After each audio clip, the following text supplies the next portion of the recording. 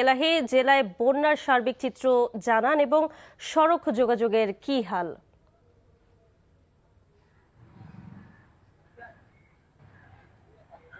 আদিবা, দেশের সবচেয়ে বড় উপজেলা বাঘাইছড়ি বন্যা পরিস্থিতি এখনো অপরিবর্তিত।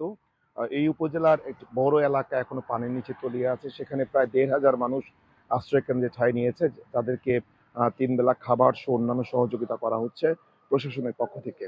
আর গতকাল থেকে পাহাড় ধসের কারণে সংযোগ বিচ্ছিন্ন বাঘাইছড়ি উপজেলা আজও বিচ্ছিন্ন আছে। এখনো বাঘাইছড়ির সাথে সারা দেশের সড়ক যোগাযোগ স্থাপিত হয়নি।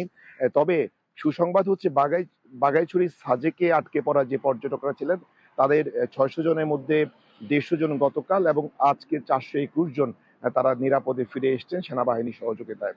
আর গত ৫ দিনে টানা বর্ষণের পর আজ দৃশ্যত রাঙামাটির চিত্র কিছুটা ভালো। সকাল থেকে এখন পর্যন্ত ভারী বৃষ্টি হয়নি।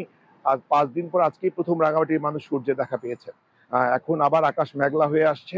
আমরা জানি না যে আজ এর পরের পরিস্থিতি কি হবে। তবে আশ্রয়কেন্দ্রে মানুষের সংখ্যা কমছে। গতকাল জেলার ৪০টি আশ্রয়কেন্দ্রে ৪,৫০০ মানুষ ছিল, সেটি কমে আজ ৩,৫০০ এসেছে। সামগ্রিকভাবে জেলার চিত্র বলা যায় যে ভয় কেটে গেছে। যদি ভারী বর্ষণ না হয় তাহলে বিপদ নেই। আদিবা, জানছিলাম বন্যার খবর।